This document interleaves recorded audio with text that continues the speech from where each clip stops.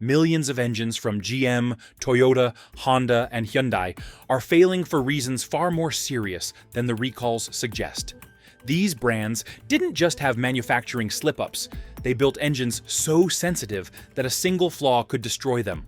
So what caused four industry leaders to gamble with engine reliability? Why are the failures accelerating? And what happens when the next wave hits drivers who have no idea they're at risk? The evidence they never wanted you to see. When independent technicians tore down GM's failed V8 engines, what they found inside shocked even seasoned mechanics. Microscopic machining debris embedded in the oil passages, hiding inside the crankcase, and clinging to the bearings like industrial sand. These were engines born dying. Every startup shaved away more metal, and every owner had no clue their engine carried a built-in countdown clock from day one. The most frightening part was how many engines were affected. This was not hundreds, but was hundreds of thousands, spanning multiple years, multiple factories, and multiple model lines. The real bombshell came when internal documents implied the contamination issue might have been known long before recalls were issued. If that is true, GM did not just make a mistake. They gambled with reliability on a national scale. But GM was not the only company hiding a nightmare. Another automaker's secret ran even hotter: the heat surge, cover-up that stunned investigators. Toyota's engine scandal broke open when drivers reported sudden power loss, violent knocking, and unexplained overheating in engines that were supposed to last decades. What investigators uncovered was staggering. Certain Toyota engines were running at thermal levels far beyond what their internal components could endure. This was not normal heat. This was a slow, silent cooking process happening inside engines across America. Test results showed that under load, the engines reached peak temperatures the cooling systems simply could not manage. And the moment these engines crossed that invisible threshold, everything inside them began to fail. Pistons expanded beyond their tolerance. Oil thinned until it offered almost no protection. Cylinder walls warped under pressure. Owners thought they were buying Toyota's legendary reliability. Instead, they bought engines engineered to survive on razor-thin margins that collapsed under real-world use. Even worse, internal service memos hinted that some technicians were instructed to blame owners for maintenance neglect, rather than acknowledge the deeper design flaw. Yet, Toyota's meltdown was not even the strangest failure. The next automaker suffered a breakdown that defied its entire brand identity. If this breakdown is opening your eyes to how deep this crisis really goes, make sure you like the video, subscribe for the next revelations, and add your voice below. Your engagement tells the algorithm this story matters and should reach more people. Fast. The bearing disaster that should have been impossible. Honda built its entire reputation on engines that refused to die. That is why the revelation behind Honda's widespread bearing failures hit the industry like an earthquake.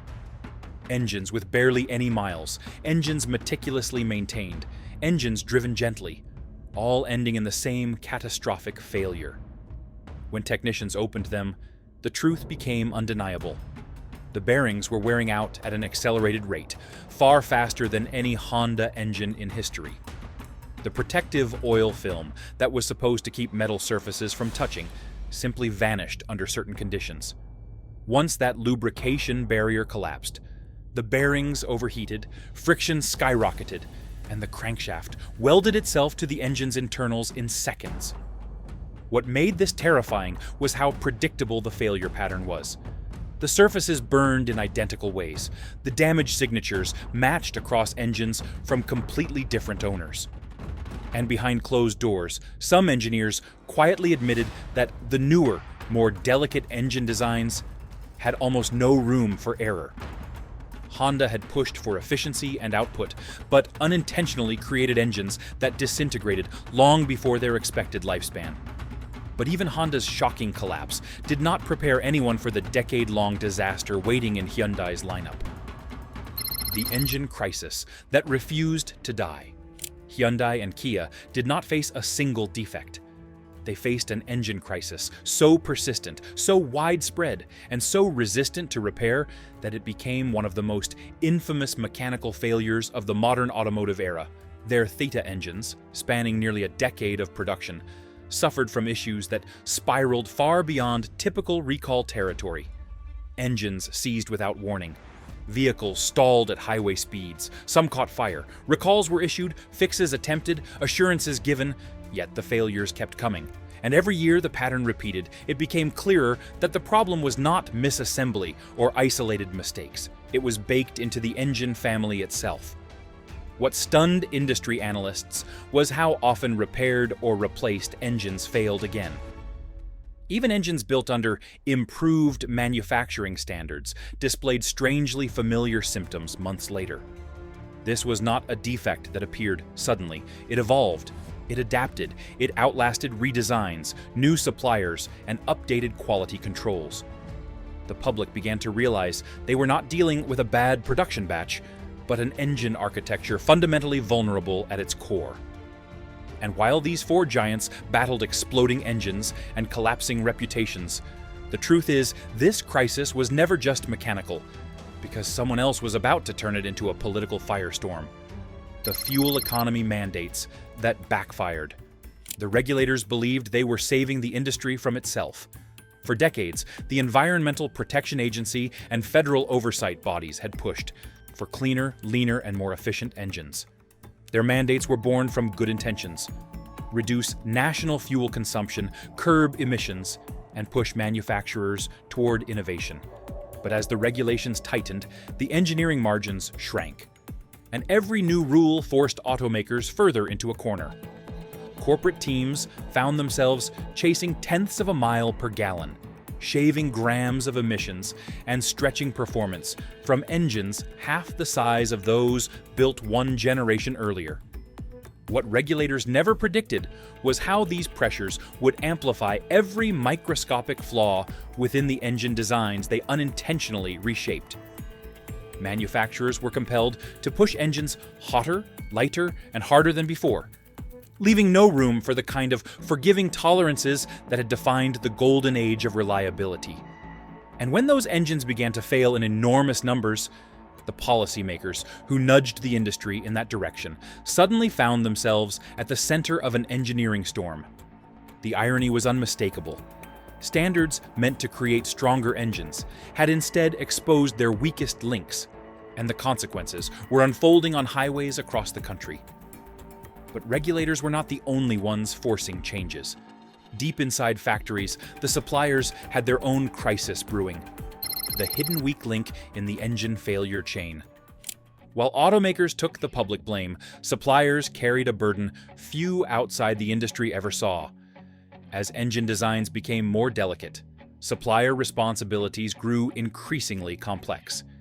Yet the time allotted for precision work kept shrinking under relentless cost and scheduling pressures. Even a single deviation in metallurgy, a misalignment in machining, or an error in heat treatment could push an already stressed engine toward early failure.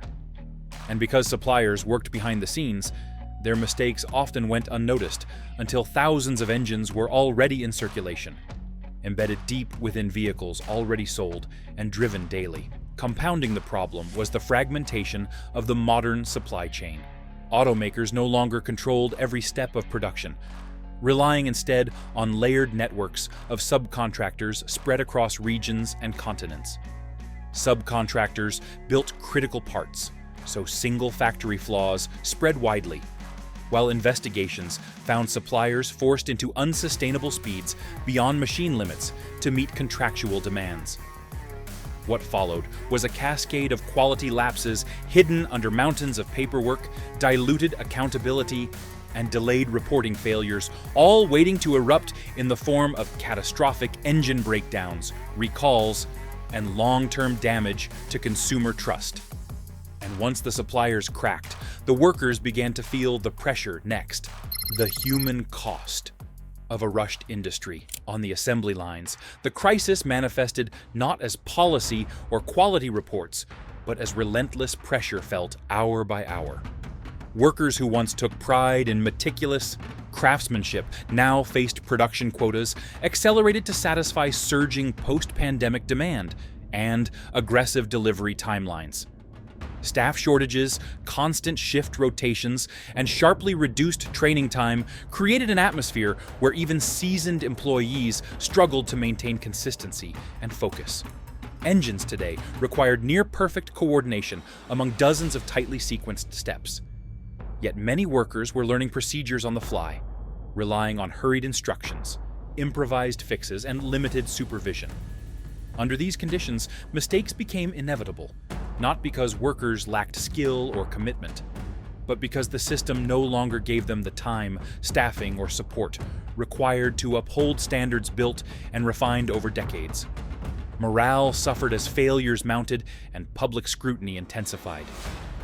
Workers were blamed for issues rooted far beyond their control, while the fear of disciplinary action, layoffs, or plant closures pushed stress levels even higher.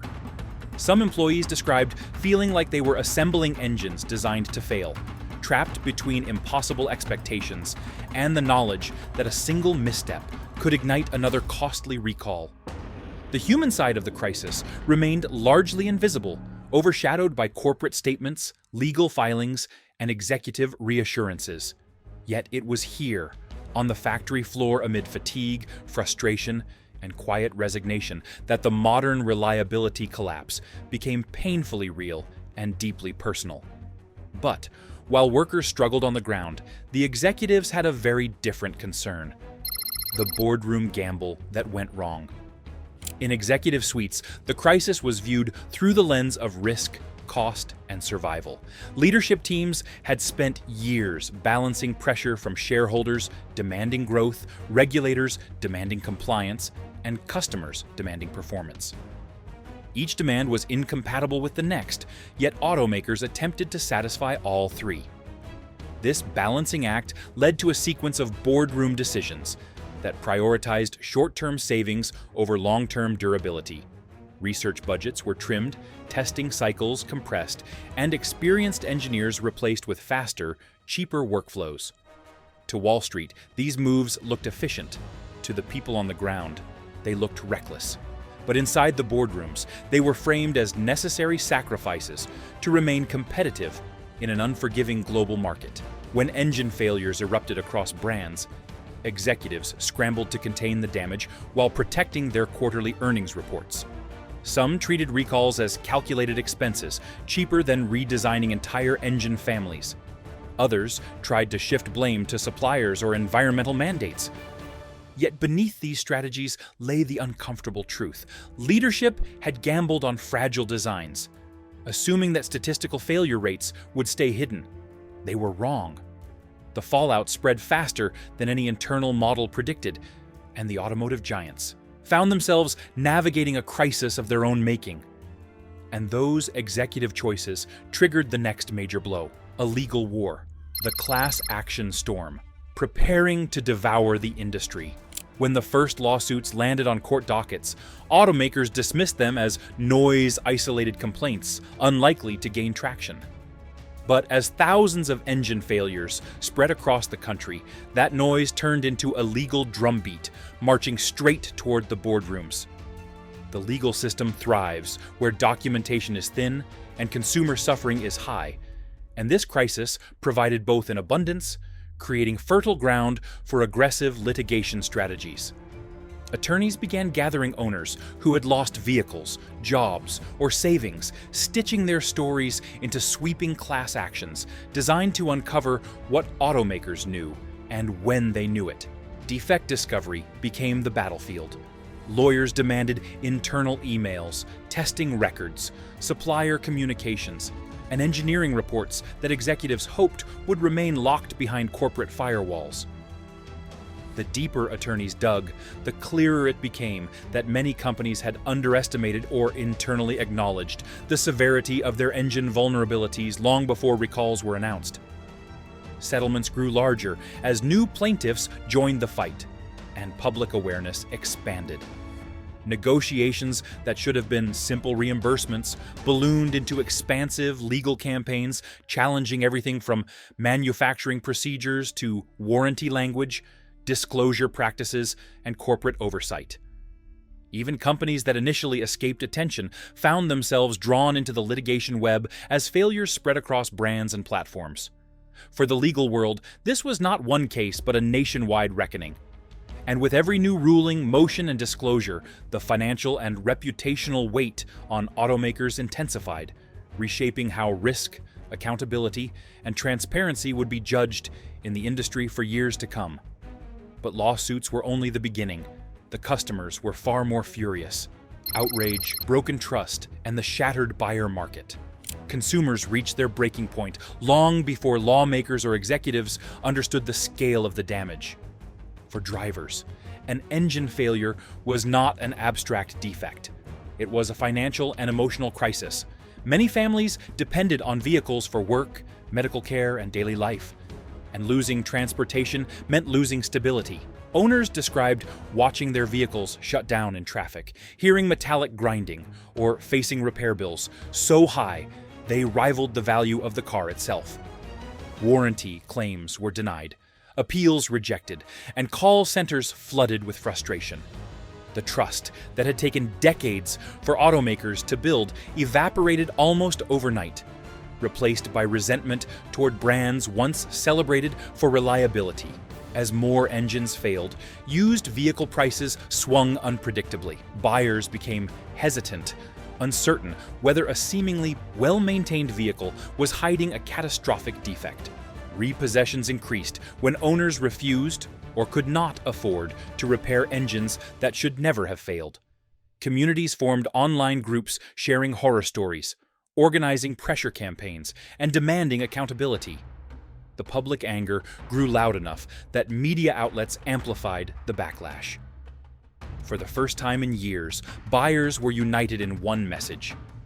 They felt deceived by an industry that had promised dependability.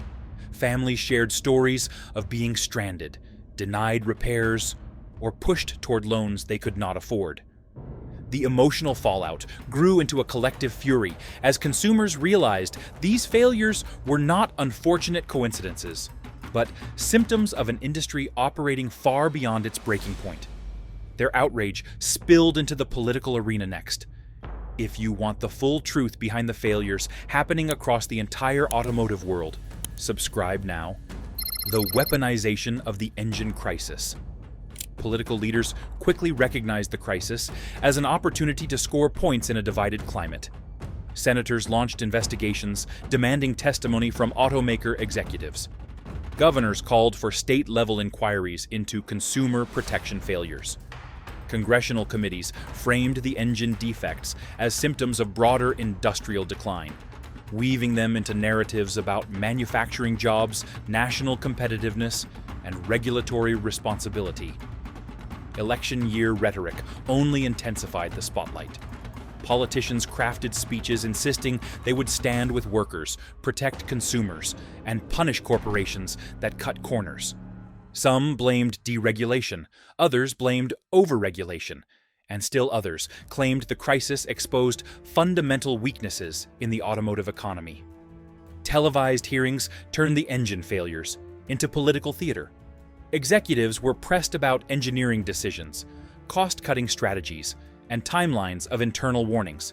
Meanwhile, advocacy groups used the moment to push for reforms, arguing for stricter oversight and greater transparency within the industry.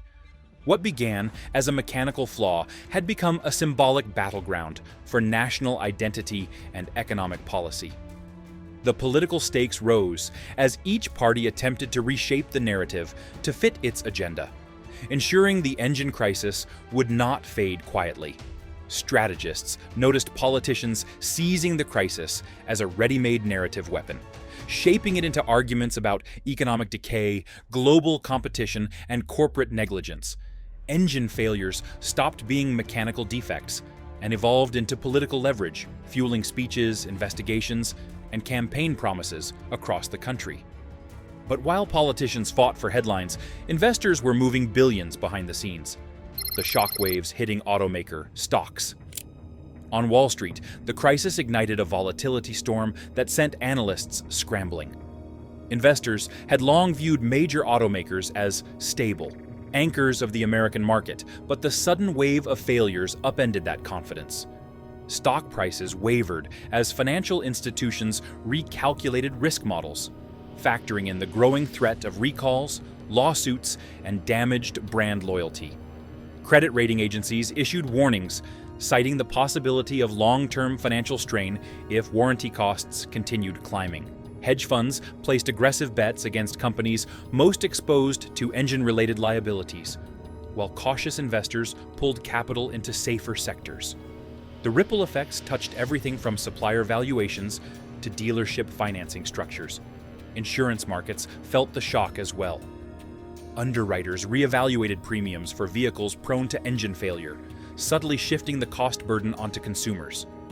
Analysts warned that unresolved defects could trigger multi-year financial instability, especially if political pressure forced automakers to expand coverage or extend warranties. For Wall Street, the crisis was not simply a mechanical issue. It was a threat to the balance sheets underpinning the global automotive economy. The movement of capital became a silent commentary on the industry's credibility. Traders watched volatility spike as recall costs, litigation risks, and consumer backlash distorted valuation models. The uncertainty reverberated across portfolios, prompting analysts to downgrade expectations and prepare for prolonged instability. The engine crisis had shifted from mechanical malfunction to a direct threat against financial confidence. And those market reactions caused global consequences no one expected: international automakers.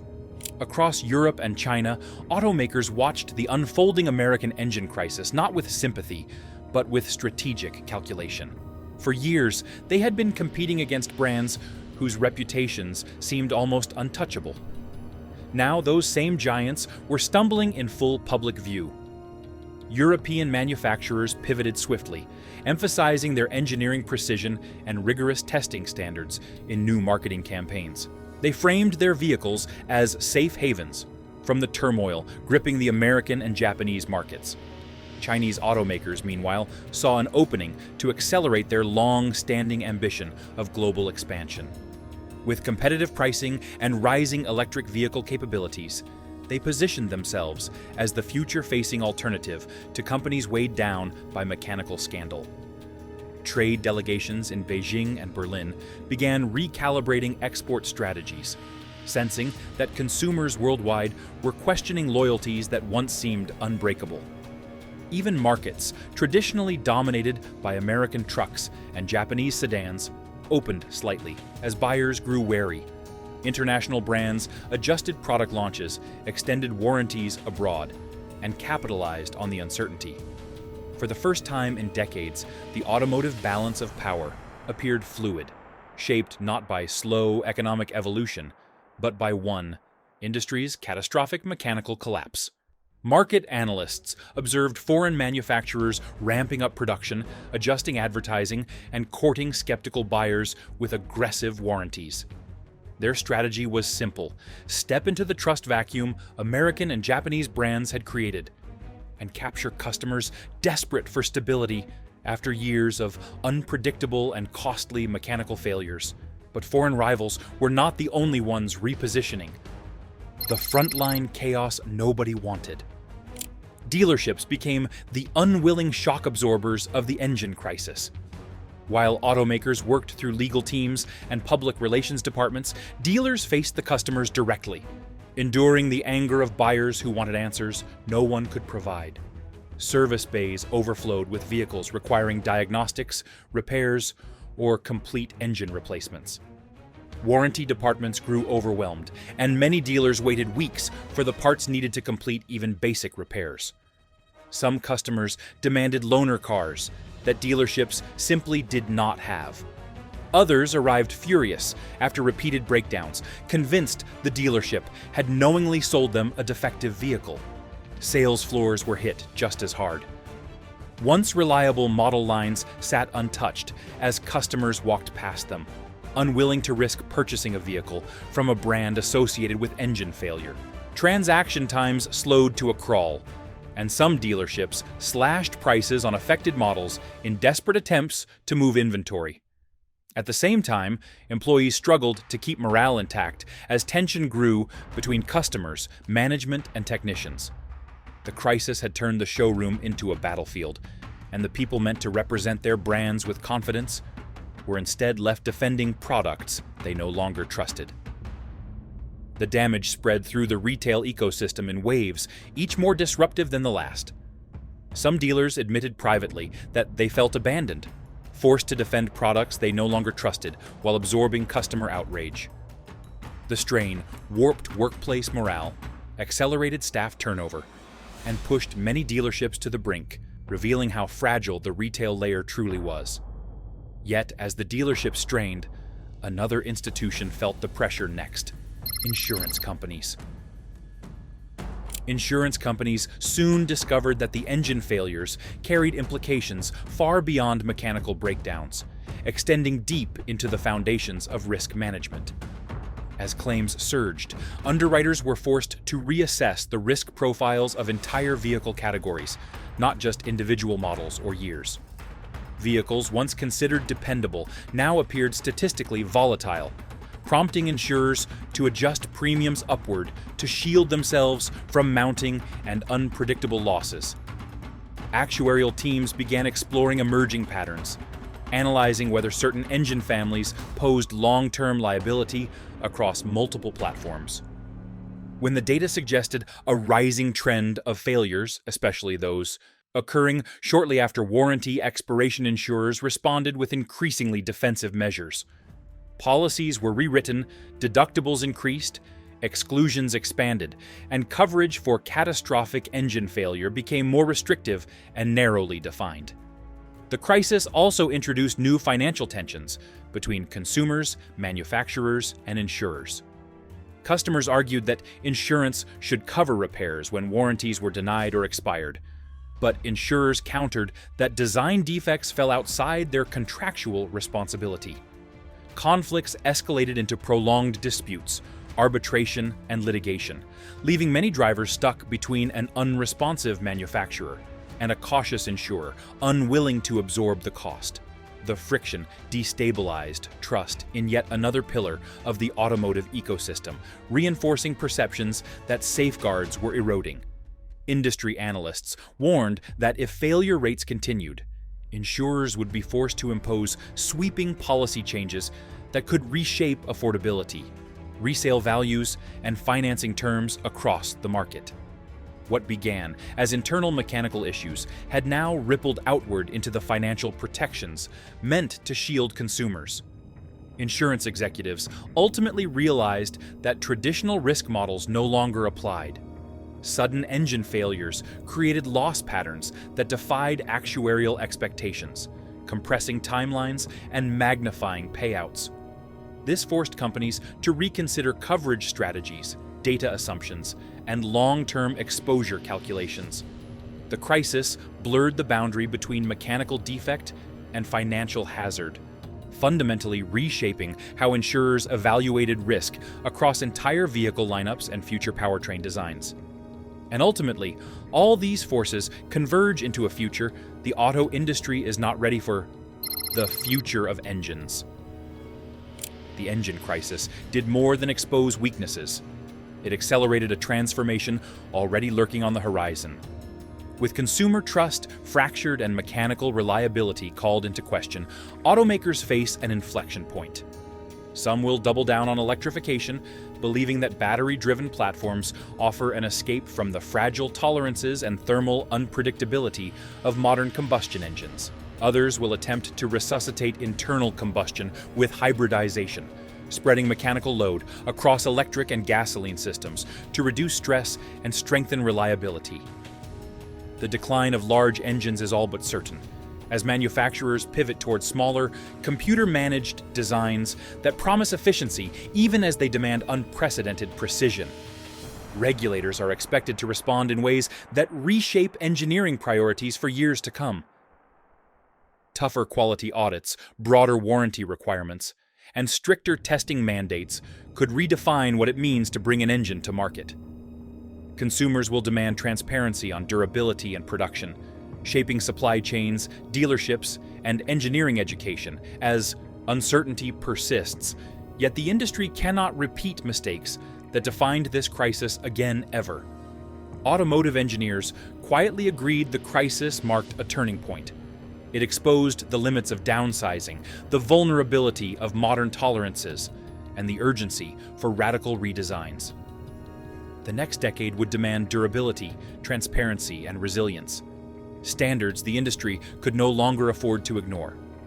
And the next one of this story begins right after this. This story doesn't end when the video stops.